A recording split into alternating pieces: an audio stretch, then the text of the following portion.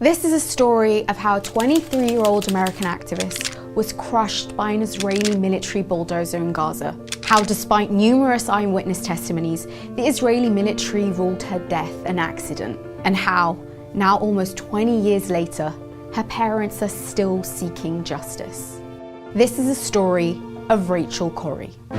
At midday on 16th of March 2003, the phone started ringing at the home of Cindy and Craig Corrie in Charlotte, North Carolina.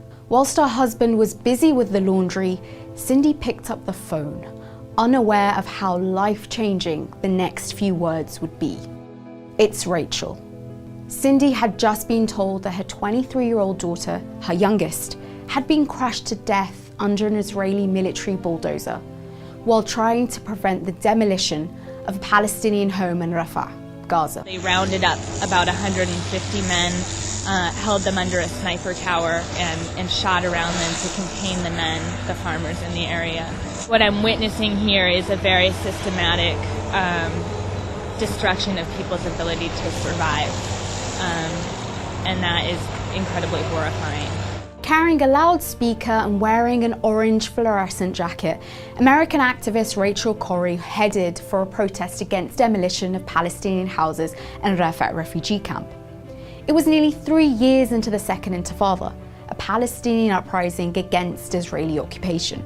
Rachel had been in Gaza for 2 months after becoming involved with the International Solidarity Movement, or ISM, a Palestinian-led group of international activists dedicated to protesting against Israeli human rights abuses. In Rafah, Rachel stood in front of the home of the Nasrallah family and knelt to her knees 20 meters ahead of a Caterpillar D9R armored bulldozer. Now, this was quite common practice during protests. The young activist was attempting to disrupt the Israeli military's demolitions, an operation deemed by human rights groups as collective punishment of Palestinians. According to eyewitnesses, as the bulldozer got closer, it pushed a mound of earth in front of its blade. The heat began to overtake Corrie, so she stood up to climb the mountain soil. Rachel's fellow activists screamed for the driver, an Israeli soldier, to stop, but the driver continued and ran over the American student twice. Yeah, we'd been out there for several hours on March 16th of 2003. For weeks we'd been doing this, blocking these bulldozers with our bodies. And on this day in particular, we've been out there for about 2.5 hours, blocking these same 2 bulldozers over and over again.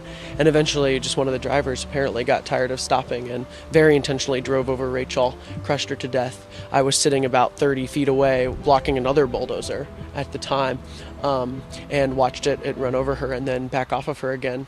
Rachel died soon after being taken to Rafah Hospital from suffocation.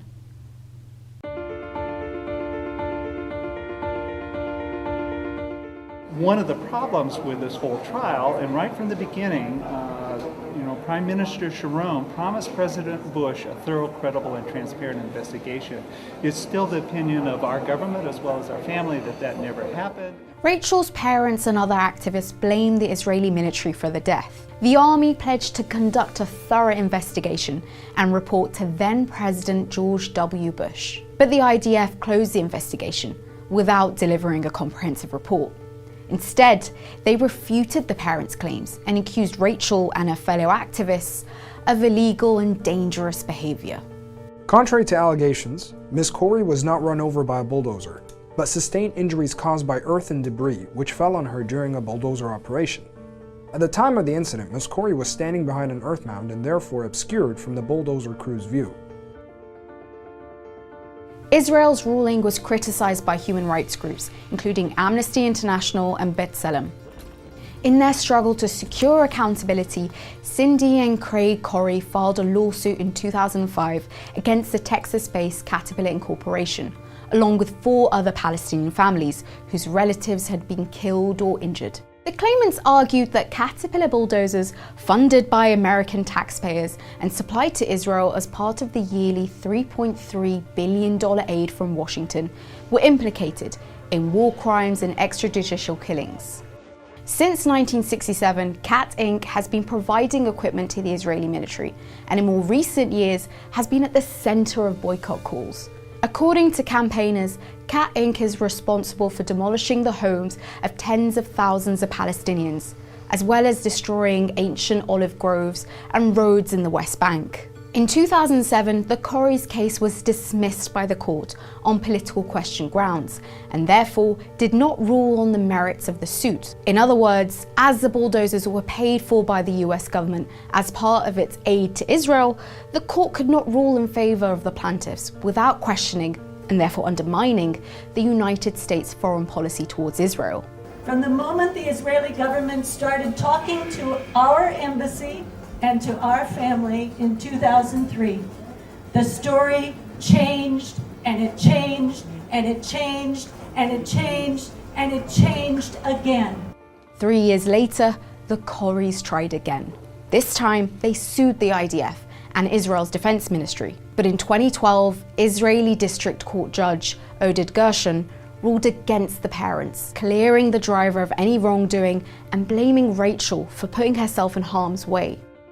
Since 2002, Israel has killed and severely injured 10 foreign activists belonging to the ISM, including 21-year-old British photojournalist Tom Herndl, who was shot dead by an Israeli sniper in Gaza, and 21-year-old American art student Emily Henekowitz, who lost her left eye when she was struck by a tear canister while protesting near the Qalandiya checkpoint. It's now been over 2 decades since Rachel Corrie was crushed by a cat bulldozer in Gaza.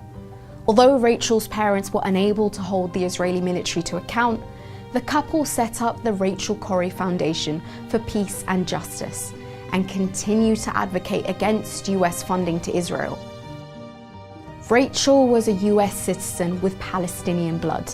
This was a slogan frequently seen on posters honoring Rachel in Gaza and the occupied territories. Today, the activist's death continues to symbolize those fighting and standing in solidarity to the Palestinian plight.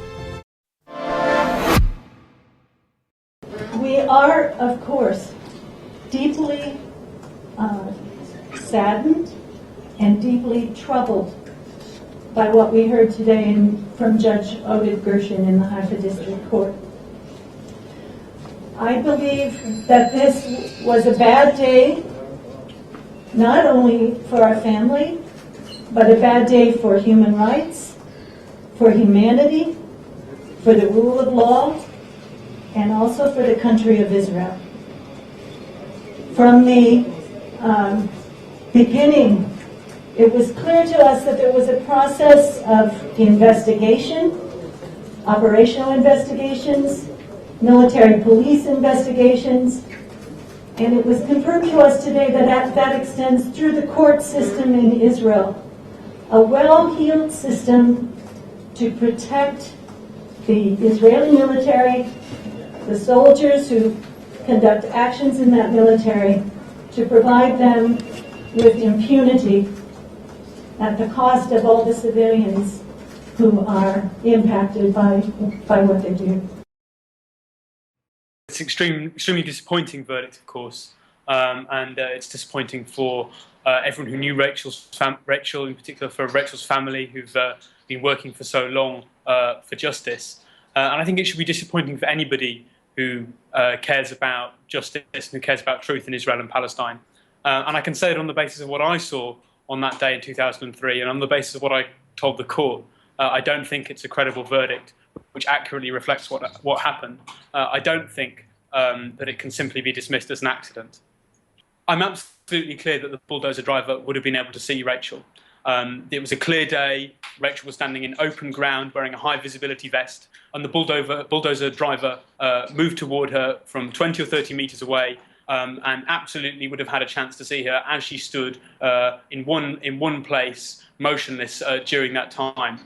And just as the bulldozer got to her, it had gathered up a pile of earth in front of its scoop that was moving in front of it, and she was forced to climb on top of that moving mound of earth. And as she did so, her head moved above the top of the bulldozer blade, and at that time, before she fell down, was only a meter or 2 meters or 3 meters perhaps away from the head of the driver. So for me, it's absolutely implausible that the driver wasn't able to see her.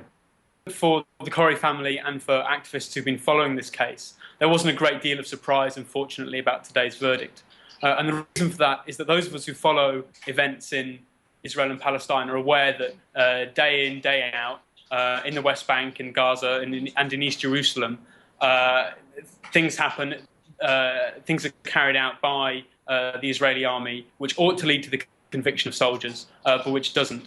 And I think that we perceive there to be a general culture of impunity amongst the Israeli military, of which today's verdict is an expression. I'm here for other children. I'm here because I care. I'm here because children everywhere are suffering, and because 40,000 people die each day from hunger. I'm here because those people are mostly children. We have got to understand that the poor are all around us and we're ignoring them. We have got to understand that these deaths are preventable. We have got to understand that people in third world countries think and care and smile and cry just like us. We have got to understand that they are us. We are them. My dream is to stop hunger by the year 2000.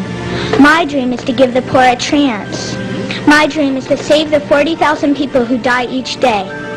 My dream can and will come true if we all look into the future and see the light that shines there.